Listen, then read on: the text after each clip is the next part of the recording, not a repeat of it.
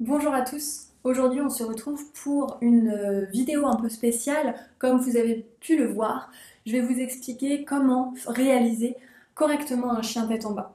Donc en yoga, c'est vrai qu'il y a énormément de postures et c'est bien de travailler forcément en groupe dans un cours de yoga avec une prof ou un prof, forcément pour pouvoir se faire corriger sur ces postures-là. C'est bien aussi d'avoir un miroir pour s'auto-corriger aussi sur notre posture quand on voit qu'on n'est pas forcément aligné.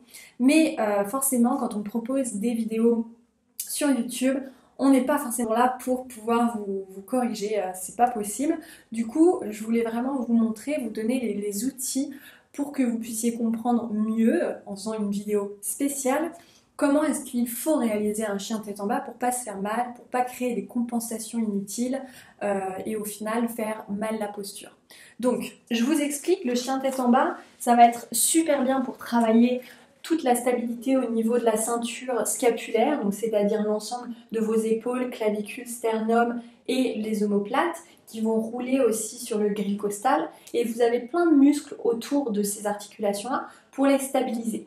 L'épaule surtout, c'est une articulation qui a beaucoup d'amplitude de mouvement possible, c'est celle qui bouge le plus dans le corps, tout simplement parce que vous avez la glaine de la surface articulaire avant de rencontrer la tête humérale qui est plane et la tête humérale qui est ronde. Donc c'est pas comme la hanche, vous allez avoir vraiment énormément de mouvements possibles. Et c'est pour ça que souvent il y a des problèmes d'épaule qui s'installent et malheureusement qui deviennent rapidement chroniques parce qu'on peut laisser passer ce problème-là. C'est pour ça que le chien tête en bas, c'est intéressant pour aussi stabiliser justement cette ceinture scapulaire et renforcer les muscles qui maintiennent les articulations. Donc pour ça, comme c'est important pour stabiliser, ça peut aussi facilement faire mal pour les personnes qui n'activent pas correctement ces muscles-là. Donc pour ça, vous allez d'abord écarter vraiment large les mains pour vous laisser de l'espace entre vos épaules.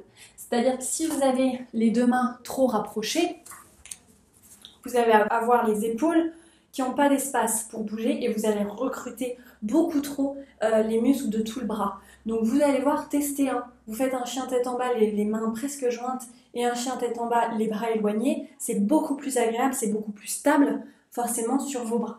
Et vous allez réussir à avoir le poids du corps en arrière. Donc, tout d'abord, les bras plus larges que les épaules à peu près, pour pouvoir repousser le sol et basculer le poids du corps vers l'arrière.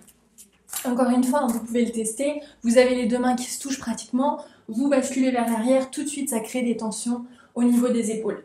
Donc là, vous écartez vraiment bien les mains. Ensuite, deuxième chose, vous basculez le poids du corps vers l'arrière pour avoir les oreilles entre les biceps. Au début, vous pouvez plier les genoux, il n'y a pas de problème.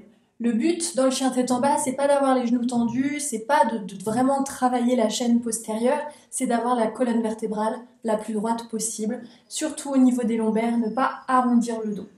Donc vous voulez basculer le poids du corps vers l'arrière, aplatir vos lombaires et avoir le sacrum vers le ciel. Donc vraiment, c'est les 3 points essentiels. Les bras plus larges que les épaules, les mains plus larges que les épaules. Vous basculez le poids du corps vers l'arrière pour avoir les oreilles entre les biceps et vous aplatissez le bas du dos, sacrum vers le ciel. Donc ça, c'est pour la posture. Ensuite, on me demande souvent à peu près quelle est la longueur entre les pieds et les mains. Donc, c'est très facile pour ça, vous avez un petit exercice à faire pour vérifier que vous avez la longueur correcte entre vos mains et vos pieds. Vous êtes en chien tête en bas et vous venez en planche. Vous voyez que si vous ne bougez pas vos pieds, par exemple, moi, ma planche, je suis vraiment les épaules au-delà des poignets, c'est pas du tout agréable. Donc, en gros, vous voulez venir en planche normale, ok, les épaules au-dessus des poignets, là, je suis en planche normale.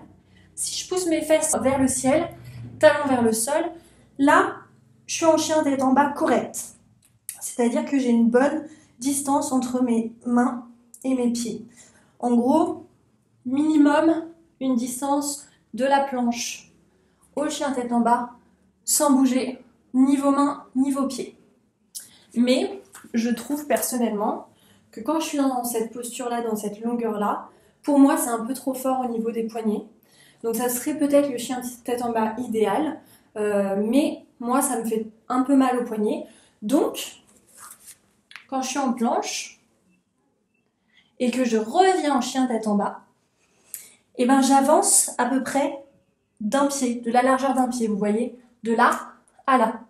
Et là, je peux vraiment basculer en arrière et là, je suis bien. Donc vous voyez, planche, chien tête en bas, un pied, talon vers le sol.